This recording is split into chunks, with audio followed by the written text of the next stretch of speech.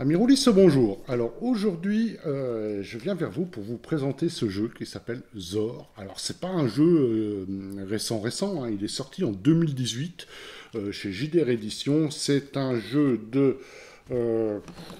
c'est moche de le lire, hein, de Michel, alors je ne sais pas quand, Riddle, ouais peut-être, enfin je sais pas comment ça se prononce, donc j'espère ne pas trop écorcher le nom.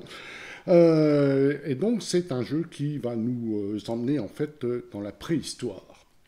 Mais pas n'importe laquelle de préhistoire. On va y venir. Alors parlons déjà de la forme. Donc là on est face à un ouvrage à couverture souple, hein, qui fait 80 pages à peu près, 80 pages. Donc une maquette, ma foi, qui me semble, qui est claire. J'aime bien le liseré sur le côté. Voilà, c'est assez clair. Il n'y a pas énormément d'illustrations. Par contre, je les trouve pas si mal que ça. Enfin, je les trouve assez sympa. Voilà. Donc, les illustrations, je ne sais plus de qui c'est, s'il y a des crédits dedans. Oui, de Mathieu Coudray. Voilà. Donc, vous voyez, voilà, en gros, ce qu'on peut trouver dans Zor. Hein. Voilà. Donc vous voyez la maquette, bon c'est clair, c'est gros, ça va vite à lire, hein, et tout ça pour 27 balles en fait. Hein. Voilà. Donc un petit jeu à découvrir que je voulais vous faire découvrir. Donc là maintenant, je vais vous parler du fond. Alors déjà, où joue-t-on? Alors, on joue dans, comme je t'ai dit, c'est un jeu qui va nous emmener dans la préhistoire, mais pas n'importe laquelle préhistoire, hein. On s'éloigne quand même des Wurm, qui est plus une préhistoire que je qualifierais d'historique, si on veut aller par là. Là, on se rapproche plus de paléolithique et en fait même on va même au-delà de paléolithique. Pourquoi? Parce que là, on va vraiment faire de la fantaisie préhistorique. En fait, grosso modo, l'histoire du monde, c'est qu'il y a eu un astéroïde qui est venu frapper la Terre, hein, comme sur la note, et que par contre là, les dinosaures ne se sont pas éteints.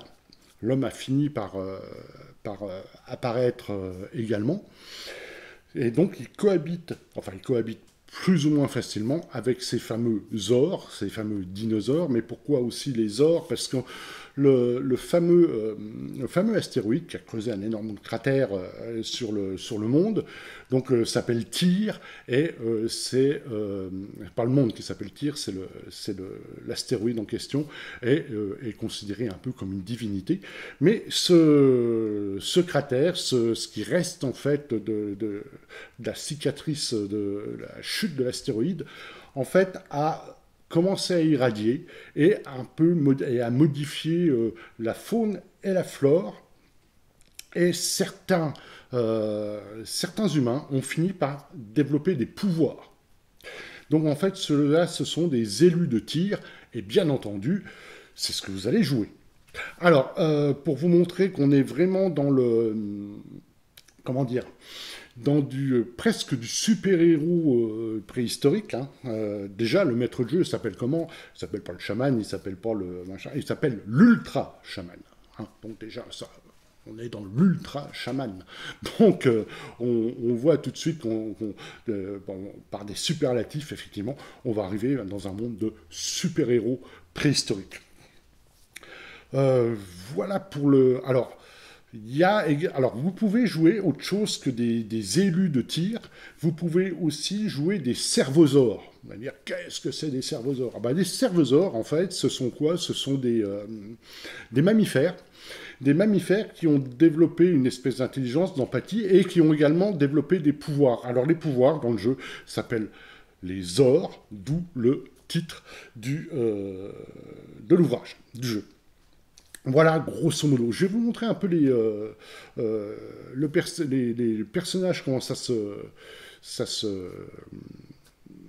ils se qualifient, ils se créent, et avec les différents pouvoirs qui sont à côté, pour vous montrer qu'on est vraiment, en fait, dans du préhisto-fantastique. Voilà. Alors les personnages en fait sont définis d'une manière relativement simple, hein, parce que ce n'est pas un jeu très compliqué, mais avec un système que j'aime beaucoup, j'y viendrai après. Donc, voyez, alors, déjà, pour vous montrer, en fait, la feuille de personnage, voilà comment se présente. Donc, vous voyez, qu'est-ce que nous avons? Nous avons 6 caractéristiques, le muscle, l'instinct, la souplesse, la sensation, la cervelle et la gueule. Et nous avons une vingtaine de caractéristiques, alors avec des noms des fois assez sympas, claquer la bouffe, couleur sur mur, hein, zioter, taper avec un truc, sans trace, ne pas couler, monter une bestiole, et voilà. Et en gros, c'est tout.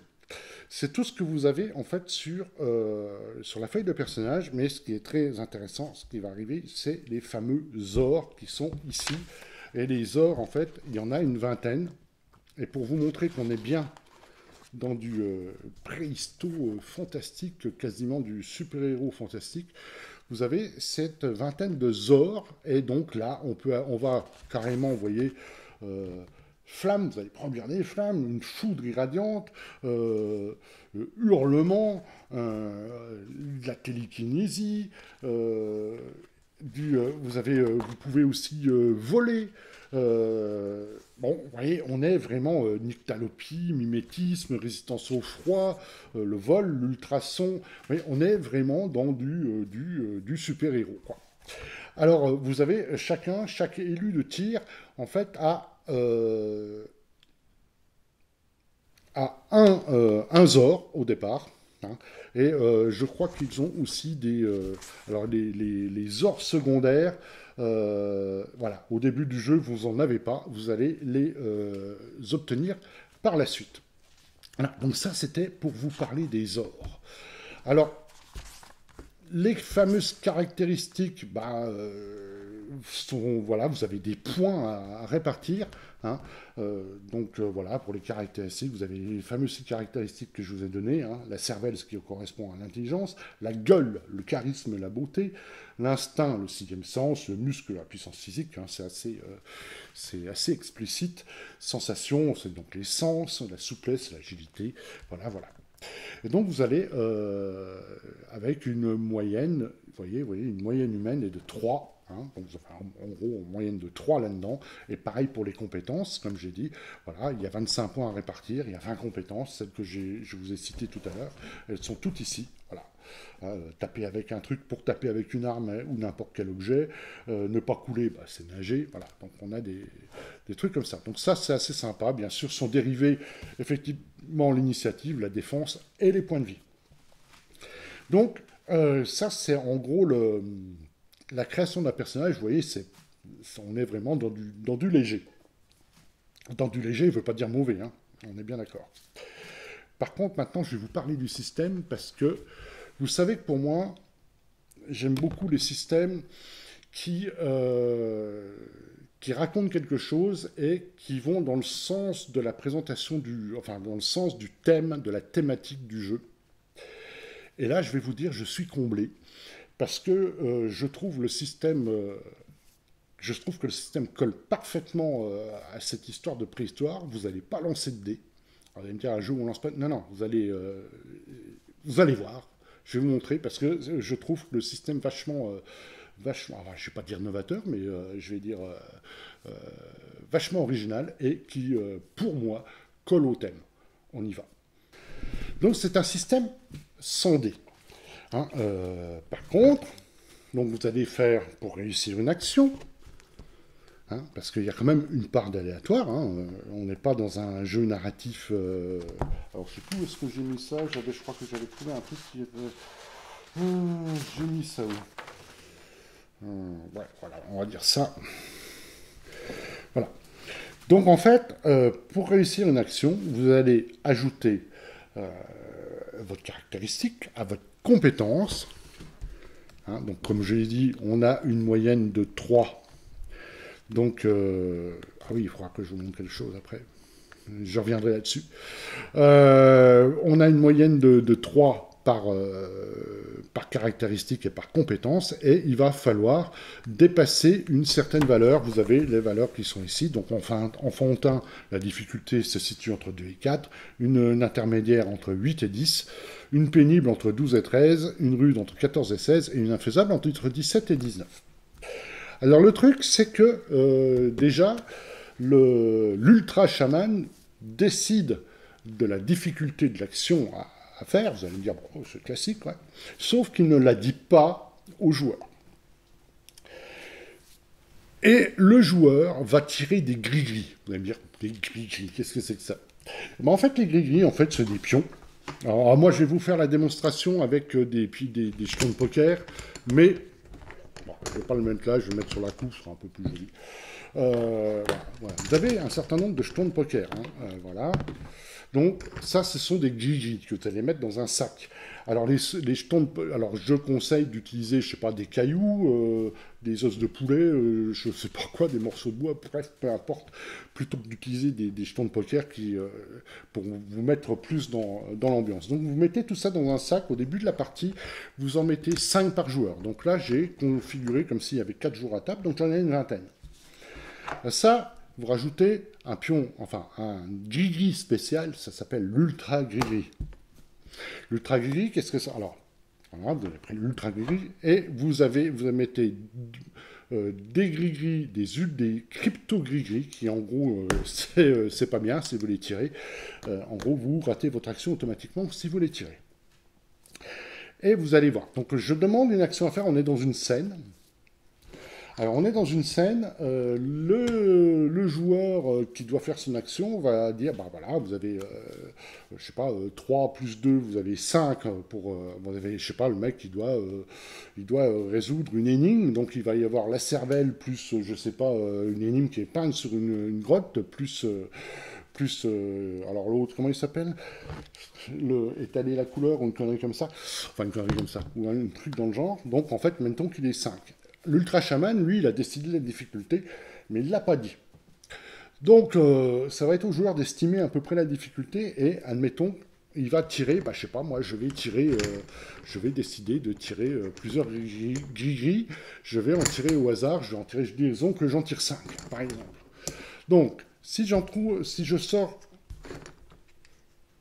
5 gris-gris, on va dire simples, eh ben, je les ajoute à ma compétence et à ma caractéristique. Donc, admettons que j'avais 5, là j'en tire 5 comme ça, hop, paf, j'ai une valeur de 10. Est-ce que j'ai dépassé la difficulté fixée par le maître de jeu? Si c'est oui, bah, c'est réussi, si c'est non, c'est raté. Si vous sortez l'ultra gris qui est ici, au lieu de valeur 1, il vaut 3, ou alors vous pouvez déclencher un Zor, donc un pouvoir, hein, ou alors vous le gardez de côté pour déclencher un Zor plus tard. Si vous tombez sur un ultra gris-gris, un crypto gris-gris, excusez-moi, mais dans ce cas-là, votre action est automatiquement ratée. Et en plus de ça, vous remettez ça vous le remettez dans le sac. Par contre, les autres que vous avez tirés, vous ne les remettez pas dans le sac.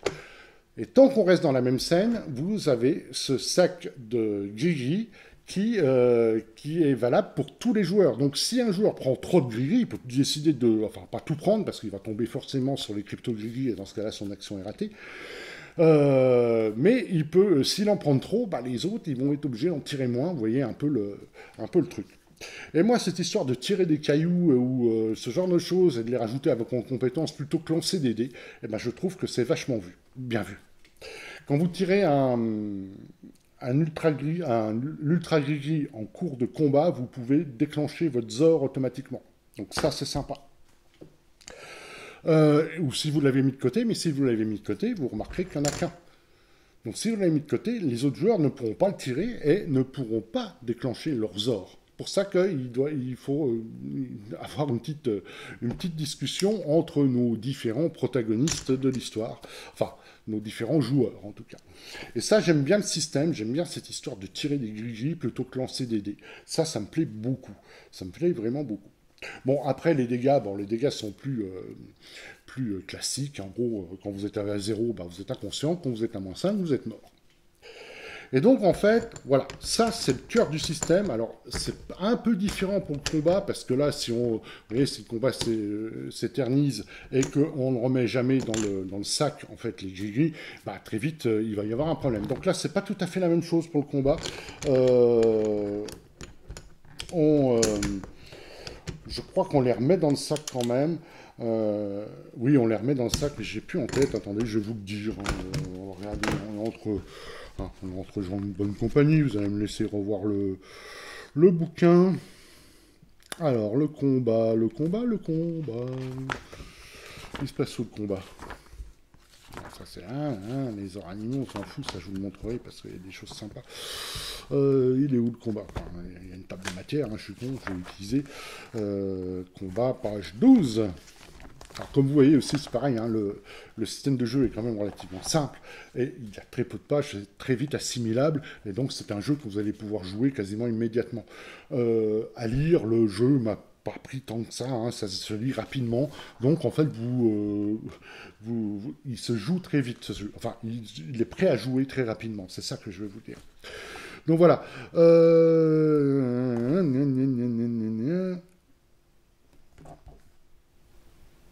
Ouais, au début d'un combat, déjà, tous les gris sont de nouveau dans le sac, comme ça, il y a... Ouais. On conserve la valeur de défense, oui, ça c'est... Je trouve plus. Remise dans le sac, voilà. Le combat étant une scène particulière, la gestion des gris est légèrement différente. Voilà. Donc là, on les remet quand le dernier ultra gris-gris a été tiré. Donc en fait, si vous en avez qu'un, dès qu'il est tiré, on remet tous les gris dedans. Sinon, on attend qu'ils soient tous tirés. Oui, parce que je vais tromper. On n'en met pas qu'un, on en met un par joueur d'ultra gris. On n'en met pas qu'un. Oui, c'est la phrase qui est un peu... c'est 5 gris. Voilà, pour chaque joueur, 5 gris plus 1 gris. Donc en fait, il n'y en a pas qu'un, il y en a 4 en fait pour 4 joueurs. Donc je reviens un peu à ce que j'ai dit sur tout à l'heure. Donc c'est un joueur qui les met de côté, il peut en mettre plusieurs de côté s'il veut, mais il y en aura un en moins pour les autres. Et donc au niveau du combat, quand on a tiré, par exemple, s'il y a 4 joueurs, quand on a tiré le quatrième, et bien dans ce cas-là, on reconstitue tout le sac à gris pour la suite du combat. Et voilà, et c'est tout. Donc en gros, là, par contre, au niveau du combat, il faut battre la défense de l'autre pour le toucher. Ça dépend. Vous ne la connaissez pas non plus, donc il va falloir rajouter, enfin en tout cas au départ, il va falloir tirer des grilles en conséquence. Voilà, donc pour le combat c'est un peu particulier, mais le système reste, c'est au niveau de la remise des grilles dans le sac. Et en gros, pour le système, voilà, c'est tout, et comme je disais, j'aime bien. Il y a des choses quand même que je ne vous ai pas dit sur le monde, parce que vous allez affronter des ors. Et les ors, des fois, il y a quoi? Il n'y a pas que des dinosaures, il y a des aliénosaures. Regardez comme il est beau celui-là, l'aliénosaure. Je trouve que l'idée est très très chouette. Voilà, vous avez vous voyez, c'est les mutosaures avec les unicosaures, etc., etc. Donc en fait, on va être clair, le jeu ne se veut pas ultra sérieux. C'est un jeu aussi, un jeu fun, un jeu qui se veut très sympa à jouer, très fun à jouer, on est bien d'accord. Mais voilà. Alors, donc le monde, comme je vous ai dit, alors le monde, c'est le... Alors, une petite... comment dire? Une petite remarque négative, c'est qu'il n'y a pas de carte du monde dessus. À part la seule carte qui est, c'est celle-là, et elle n'est pas très utile. Elle est même inutile, c'est celle-là. Voilà. Ça ne sert pas à grand-chose. Par contre, il y a une carte qui est beaucoup plus sympa, qui est ici, mais celle-ci, elle n'est pas dans le livre de base. Elle est dans la gamme, ça doit être où il y a l'écran, je crois, et elle est dedans. Donc elle est plus grande, moi je l'ai imprimée simplement pour pouvoir vous la mettre ici, elle est beaucoup plus grande que ça, et vous avez toutes les parties du monde. D'ailleurs, je vais venir un peu au monde, aux différentes parties, sans vouloir spoiler tout ça, parce que en fait les joueurs ne sont pas censés le connaître au départ, car Zor, c'est aussi un jeu, ça peut être aussi un jeu d'exploration.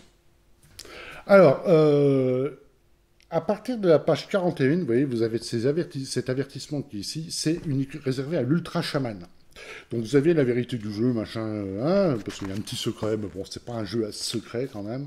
On vous parle effectivement la vie quotidienne d'un élu. Comme je dis, c'est un jeu en fait qui est quand même fun et plein d'humour, parce que c'est météo, boulot, dino.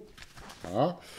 Vous avez les différents dinosaures, parce que il y a des dinosaures qui ont aussi des pouvoirs, bref, et qui se cachent un peu des humains, enfin, qui veulent pas montrer qu'ils sont vraiment intelligents, mais ils le sont, et enfin bon, voilà. Enfin bon, bref, je veux rien spoiler du tout, donc je vais pas en dire plus. Par contre, effectivement, il y a différents lieux hein, que vous avez sur la carte. Alors, je pense que justement, la carte, il ne faut pas la donner aux joueurs au départ, parce que c'est un peu un jeu d'exploration. Hein. On n'a pas de carte à l'époque. Hein. Enfin, même, qu'est-ce que je dis à l'époque? Ça ne veut rien dire dans ce monde. On n'a pas de carte dans ce monde, on n'a pas de carte. Ou alors, ça va être dessiné sur une caverne ou ce genre de choses, vous voyez. Donc, qu'est-ce que vous avez? Vous avez Agressia, par exemple, la contrée de la sauvagerie. Alors, on a toujours, il y a des focus sur certains lieux. Alors, il y en a un, deux, les neiges des dents du ciel. Il y en a combien de décrits? Trois, les mares anthropiques.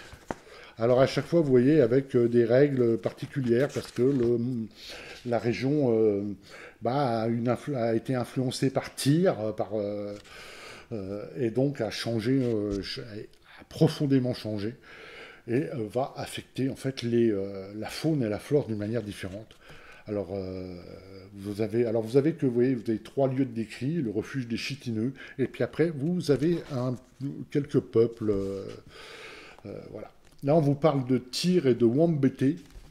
Ça vous permet de voir pour l'ultra chaman en fait, de comprendre le lore un peu plus en détail, et ça j'ai bien aimé l'histoire, c'est assez sympa. Après vous avez des herbes, vous voyez, avec à chaque fois, bon, voilà. Quand vous faites une décoction, bah, vous allez tirer des gris, et puis en fonction de ce que vous tirez, bah, il va se produire quelque chose. Avec donc toute une liste de différentes potions, vous voyez, enfin, potions, décoction de plantes, hein. On n'est pas dans de la magie là par contre, d'alchimiste, hein. Et à la fin ça se termine par un scénario. Alors, voilà. Entre nous, le scénario, je ne l'ai pas trouvé extraordinaire. Hein. C'est en gros, le thème, c'est aller sauver la princesse, hein, grosso modo. Bon, voilà. Donc, je l'ai trouvé un peu trop. On aurait pu faire mieux, on va dire, au niveau du scénario. Bon, par contre, dans un scénario, dans un bouquin qui est quand même relativement petit et 80 pages, en gros, 80-90 pages, pour 27 balles, bah, voilà, au moins vous avez un scénario. Je râle assez sur les jeux qui ne proposent pas de scénario pour me permettre de râler là-dessus sur Zor, vu qu'il en propose un. Voilà. Bon, voilà à peu près pour Zor. Je vais procéder à ma petite conclusion. Eh bien, pour moi, ce Zor, c'est une belle découverte. C'est une belle découverte, pourquoi? Parce que c'est un jeu assez original. Hein. Jouer, en fait, vous avez vu l'étendue des pouvoirs que vous pouvez avoir, on est quasiment dans du super-héros. Et jouer des élus comme ça, avec ce background qui est quand même travaillé, hein. Il y a de l'idée derrière, hein. C'est pas, on vous a pas claqué un monde lambda. D'ailleurs, en fait, il est même plus détaillé que celui de Paléomythique. Vous voyez, il y a plus de lore, plus de recul derrière. Et ça j'apprécie beaucoup. Pour 27 balles, vous avez un petit jeu. Enfin, c'est pas un petit jeu. Vous avez un jeu qui se lit vite, se prépare vite et se joue. Est prêt à jouer très rapidement. Alors, j'adore le système. Comme je dis, j'aime beaucoup les systèmes qui racontent quelque chose, qui se claquent au monde. Et celui-là, bah, je suis gâté. Parce que cette histoire de gris, de trucs qu'on tire, bah, moi, je trouve qu'on est dans l'ambiance. Alors, je sais qu'à une époque, il y avait une boîte de collector qui était peut-être un peu chère quand même, mais avec un sac à gris et des gris. Mais vous allez chercher des cailloux, des petits galets, et ça fera très bien l'affaire, et ça mettra tout le monde dans l'ambiance. Voilà, donc plutôt que les jetons de poker qui étaient là juste pour la démonstration, là, ça pète un peu le truc, hein, quand même. Hein. On n'est pas dans le thème. Donc je conseille d'aller chercher 2-3 cailloux, et puis, enfin 2-3 cailloux, d'aller en chercher une trentaine, hein, si vous avez 4 joueurs, et puis de faire votre sac à gris comme ça, et ça mettra tout le monde dans l'ambiance, et ça j'aime beaucoup. Voilà. Quelques reproches quand même, car aucun jeu n'est parfait. La carte, alors la carte, elle n'est pas dans le livre de base. Ça, c'est chiant. Ça, je trouve ça assez chiant. J'aurais bien aimé même en petit format, quoi, hein, mais elle dit pas, il n'y en a pas. Elle est vendue à part, je crois qu'avec l'écran et un scénario. Hein, enfin, je sais plus. Je vous avoue que je l'ai pas lu encore. Honte à moi. Je n'ai pas eu le temps de le lire, mais il y a cette carte, en fait, qui est beaucoup plus grande. Hein. Là, comme je disais, je l'ai réduite pour pouvoir vous la présenter sur une seule feuille. Voilà. Mais par contre, pas de carte dans les votes de base, ça, c'est un reproche. Et le scénario qui est vraiment assez moyen, mais bon, voilà, au moins, il a le mérite d'exister. Voilà. Bah écoutez, c'est à peu près tout. Donc moi, c'est un jeu que je conseille quand même, hein, parce que je pense qu'il peut donner des parties assez sympas. Conseil, pourquoi? Parce que également, c'est original. Euh, et le système est très bon. Voilà, bah écoutez, voilà ce que je voulais vous dire. Donc aujourd'hui, je vous ai parlé de Zor, hein, un jeu de chez JDR Édition, qui vous emmène dans de la préhistoire fantastique, super-héroïque pulp. Et moi, j'ai beaucoup aimé. Voilà, bah écoutez, aujourd'hui c'était Zor. J'espère que vous avez apprécié la vidéo et je vous donne rendez-vous pour les suivantes. En vous souhaitant bon jeu, bonne santé, à bientôt et surtout n'oubliez pas un petit like, un petit commentaire, un petit abonnement me fera toujours énormément plaisir. Merci beaucoup et à bientôt.